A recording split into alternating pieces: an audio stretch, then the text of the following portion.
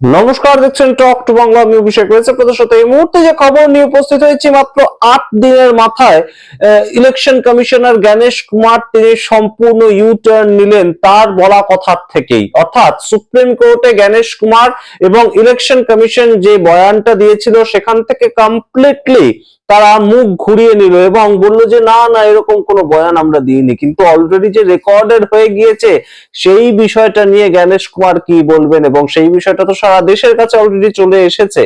সেই জায়গাটাই এই মুহূর্তে একটা বড় সড়ো রিপোর্টার্স কালেকটিভ তাদের পক্ষ থেকে একটা আর্টিকেল আজকে সকালবেলায় বের করা হয়েছে, এবং সেই আর্টিকেলটার মধ্যে যেটা একদম টাইটেল দেওয়া হয়েছে সেখানেই লেখা দেখুন, ECI polls a U turn, rolls out algorithms midway into SIR without protocols, manual and written instructions। এই হচ্ছে টাইটেল, এবং সেখানে ভয়ঙ্কর তথ্য দা রিপোর্টার্স কালেকটিভ তুলে ধরেছে। এর আগেও আপনাদেরকে এই রিপোর্টার্স কালেকটিভের বিভিন্ন রিপোর্ট সামনে আমরা নিয়ে এসেছি এবং আলোচনা করেছি এবং দেখিয়েছি যে রিপোর্টার্স কালেকটিভের যে স্বতন্ত্র রিপোর্টাররা থাকেন, অর্থাৎ বিভিন্ন সংস্থায় তারা কাজ করেন, কিন্তু রিপোর্টার্স কালেকটিভে তাদের যে গ্রাউন্ড লেভেলের যে এক্সপিরিয়েন্স গুলো হয় সেগুলো সম্বন্ধে তারা লেখালেখি করেন, আলোচনা করেন, এবং সেইটা নিয়েই এই মুহূর্তে একটা নতুন ধরনের তথ্য তারা সামনে এনেছেন। কি বলছেন তারা? তারা বলছেন যে সফটওয়্যারটা জ্ঞানেশ কুমার কিংবা তার যে সংস্থা ইলেকশন কমিশন বলেছিল যে এই সফটওয়্যারটা ব্যবহারযোগ্য নয়, এই সফটওয়্যারটা সম্পূর্ণভাবে ডুপ্লিকেট ভোটারদেরকে ধরতে পারবে ততটা এই সফটওয়্যারের গভীরতা নেই। এই ক্ষেত্রে ম্যানুয়াল বিএলওদেরকেই কাজ করানোটা সঠিক হবে, এটা সুপ্রিম কোর্টে বলেছিল ইলেকশন কমিশন। সেই জায়গা থেকে সম্পূর্ণ ঘুরে গেল এবং তারা এই মুহূর্তে সেই সফটওয়্যারটার মাধ্যমে 12টা রাজ্যে এসআইআর প্রক্রিয়াটা সম্পন্ন করছে।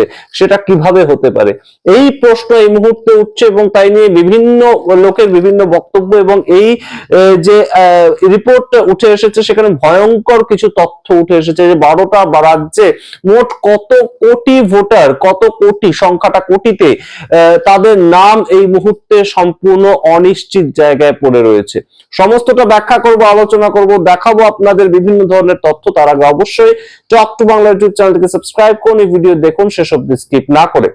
এই মুহূর্তে ডিডুপ্লিকেশন সফটওয়্যার, এই ডিডুপ্লিকেশন সফটওয়্যারটা কি?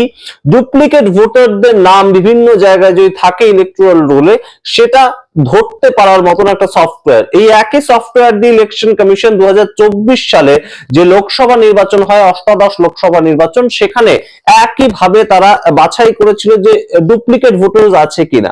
অবশ্যই এটা একটা সুবিধা, যদি ডিজিটাল একটা সফটওয়্যার এটা করে দিতে পারে তাহলে ম্যানুয়ালি করতে হয় না কাজটা, এবং ম্যানুয়ালি কাজটা করা অনেকটাই কঠিন। কিন্তু বিহারে যখন এসআইআরটা হয়েছিল তখন এই ইলেকশন কমিশন তারা সুপ্রিম কোর্টে গিয়ে বলেছিল এই যে সফটওয়্যারটা সেটা সঠিকভাবে ডুপ্লিকেট ভোটারদেরকে ধরতে পারে না, এবং ডুপ্লিকেট ভোটারদেরকে ধরতে না পারার জন্য বিভিন্ন ক্ষেত্রে বিভিন্ন গলদ থেকে যায়। তাই বিএলওরা গিয়ে বাড়ি বাড়ি একদম দেখবে যে কোন ভোটারের কোথায় ডুপ্লিকেট নাম রয়েছে, ডুপ্লিকেট নাম। এবং এই যে বিহারের পদ্ধতিটা, সেই বিহারের পদ্ধতিটাই তাহলে তারা মেনে নিচ্ছিল। কিন্তু এই মুহূর্তে পশ্চিমবঙ্গ সহ 12টা রাজ্যে এসআইআর ঘোষিত হয়েছে এবং সেই প্রক্রিয়াটা চলছে। আপনারা জানেন যে ফর্মও আপনারা ফিল আপ করে জমা দিয়ে দিয়েছেন, তার মধ্যে থেকে বিভিন্ন জায়গা থেকে এখন হিয়ারিং চলছে এসআইআর এর। কিন্তু সেই সামগ্রিক ঘটনার ক্ষেত্রে ডুপ্লিকেট ভোটারটা বাঁচবে কে? এই ডুপ্লিকেট ভোটারটা বিএলওদেরকে বাঁচতে হয়েছিল বিহারের ক্ষেত্রে, কিন্তু সেই ক্ষেত্রে ম্যানিপুলেশন সেটার অনেকটা বেশি চান্স ছিল। কিন্তু এখানে এই মুহূর্তে আবারও 12টা রাজ্যে তারা সেই ডিডুপ্লিকেশন সফটওয়্যারটাই ব্যবহার করছে, যে সফটওয়্যারটা তারা নিজেই বলেছিল যে গ্রহণযোগ্যতা সঠিক জায়গায় নেই, অর্থাৎ এটা ব্যবহারের উপযুক্ত নয়। এই যে আজকে রিপোর্টার্স কালেকটিভ তাদের যে একটা তথ্য বেরিয়ে এসেছে, সেখানে একদম সরাসরি লেখা আছে, the voter roll registration from scratch called special intensive revision has already led to 86.46 lakh people being marked unmapped। অর্থাৎ আনম্যাপড এখনো পর্যন্ত সারা দেশে যে 12টা রাজ্য সেখানে খুঁজে পাওয়া গিয়েছে এরকম 86.46 লাখ পিপল, অর্থাৎ 86,46,000 মানুষ এরকম আনম্যাপড তাদের পাওয়া গিয়েছে। এছাড়া and 3.7 crore people removed from the draft voter list in 11 states। অর্থাৎ 11টা রাজ্যে, এই যে 12টা রাজ্যে এসআইআর হচ্ছে তার মধ্যে 11টা রাজ্যে শুধুমাত্র 3.7 crore অর্থাৎ 3,70,00,000 ভোটারকে সম্পূর্ণ রিমুভ করে দেওয়া হয়েছে ড্রাফট ভোটার লিস্টের মাধ্যমে। আপনারা ইতিমধ্যেই জানেন পশ্চিমবঙ্গে এই সংখ্যাটা ইতিমধ্যেই 58 লক্ষ, এবং এই 58 লক্ষ কোন রাজ্য থেকে 42 লক্ষ, কোন রাজ্য থেকে 21 লক্ষ, এইভাবে নিয়ে সংখ্যাটা দাঁড়িয়েছে 3,70,00,000।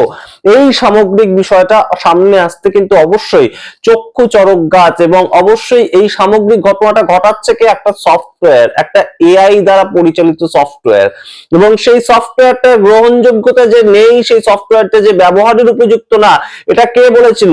আপনি আমি বলেছিলাম? কোন বিরোধী দল বলেছিল? তা নয়, ইলেকশন কমিশন খোদ সুপ্রিম কোর্টে বলেছিল।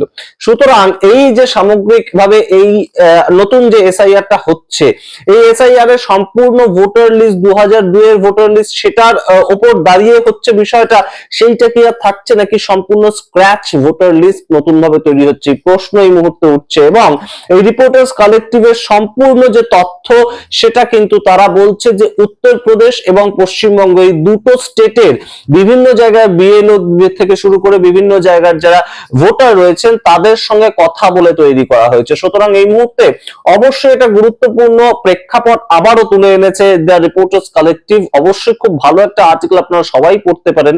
এবং সেখানে যেটা বলা হয়েছে যে ডিডুপ্লিকেশন ভোটার যে সফটওয়্যার, ডিডুপ্লিকেট ভোটার ধরার জন্য যে সফটওয়্যারটা ব্যবহার করা হচ্ছে, সেটাকে কেন এই মুহূর্তে 12টা রাজ্যে আবার চালু করলো ইলেকশন কমিশন, যখন তারাই বলেছিল যে বিহারের ক্ষেত্রে এটা গ্রহণযোগ্যতা নেই। তাহলে এখন কিভাবে গ্রহণযোগ্যতা আবার ফিরে এলো এই ডিডুপ্লিকেশন যে সফটওয়্যার সেটা? এবং আপনাদেরকে মনে করিয়ে দিই, কয়েকদিন আগেই আমরা আপনাদেরকে একটা খবর দেখিয়েছিলাম, পশ্চিমবঙ্গের ইআরও অর্থাৎ ইলেকট্রাল রেজিস্ট্রেশন অফিসার, তারা একটি চিঠি লিখেছিলেন। তারা চিঠিটা কাকে লিখেছিলেন? পশ্চিমবঙ্গের ইলেকশন কমিশনার তাকে, এবং তার সঙ্গে জ্ঞানেশ কুমারের অফিসকে, অর্থাৎ চিফ ইলেকশন কমিশন তার অফিসকে। তারা সামগ্রিক ঘটনাটা জানিয়েছিলেন যে আমাদেরকে এই মুহূর্তে বাইপাস করা হচ্ছে। ইআরওরা হচ্ছে বিএলওদের ঠিক উপরে যে বস, তাদেরকে বলা হয় ইআরও, ইলেকট্রাল রেজিস্ট্রেশন অফিসার। এবং সেই ইআরওরা এই একই কথা বলেছিলেন যে একটা সিস্টেম ড্রিভেন সফটওয়্যারের মাধ্যমে সম্পূর্ণ মানুষের নাম বাদ চলে যাচ্ছে, ডিলিশনটা হচ্ছে। কিন্তু মানুষ তো ভাববেন এর পরবর্তীতে যে আমার এলাকার ইআরও আমার নাম বাদ দিয়ে দিয়েছেন, তিনি আমার সম্বন্ধে সবটাই জানেন, কিন্তু তিনি আমার নামটা বাদ দিয়ে দিয়েছেন। এই যে ক্ষোভটা তো আমাদের ওপর এসে পড়বে। এই সামগ্রিক ঘটনাটা কিন্তু ঘটেছে পশ্চিমবঙ্গের ক্ষেত্রে, এবং পশ্চিমবঙ্গের মুখ্য নির্বাচনী আধিকারিক, তাকে একটা চিঠি করা হয়েছে। সেই চিঠির একটা কপি ইলেকশন কমিশনার অর্থাৎ চিফ ইলেকশন কমিশনার দিল্লিতে জ্ঞানেশ কুমারের অফিসেও পাঠানো হয়েছে।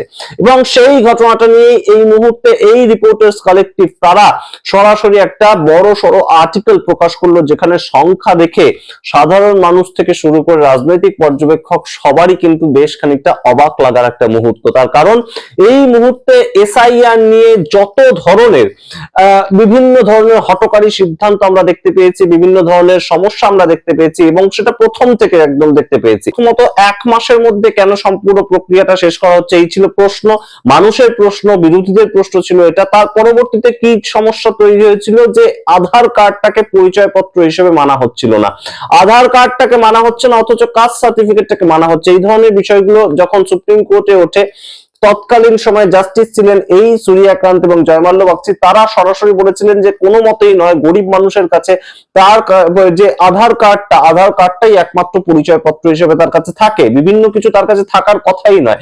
সেই ক্ষেত্রে আধার কার্ডটাকে আপনাদের গ্রহণ করতে হবে, এবং তার পরবর্তীতে ইলেকশন কমিশন 12তম ডকুমেন্ট হিসেবে আধার কার্ডটাকে গ্রহণযোগ্যতা দেয় সেখানে। কিন্তু তার পরবর্তীতে আমরা দেখতে পাই যে 1 মাসের মধ্যে করতে গিয়ে হিমশিম খাচ্ছে বিএলওরা, এবং সারা দেশ থেকে বিএলওদের মৃত্যুর খবর উঠে আসছিল।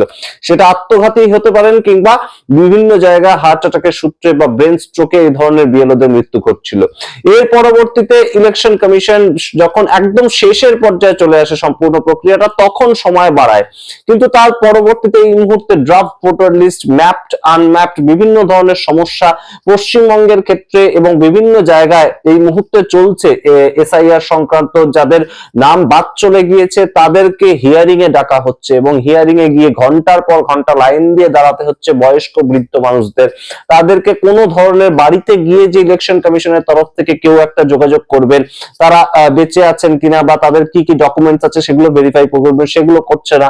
এবং সম্পূর্ণভাবে বাড়ির বৃদ্ধ বৃদ্ধা তাদেরকে আসতে হচ্ছে, অশীতিপর বৃদ্ধ বৃদ্ধা তাদেরকে আসতে হচ্ছে, না আসলে নাম কেটে যাবে। নাম কেটে গেলে আপনারা বলতে পারেন বৃদ্ধদের কি হবে নাম কেটে গেলে, কিন্তু তাদের পরবর্তী জেনারেশনের সমস্যা হবে, তাই জন্য তাদের আসতে হচ্ছে।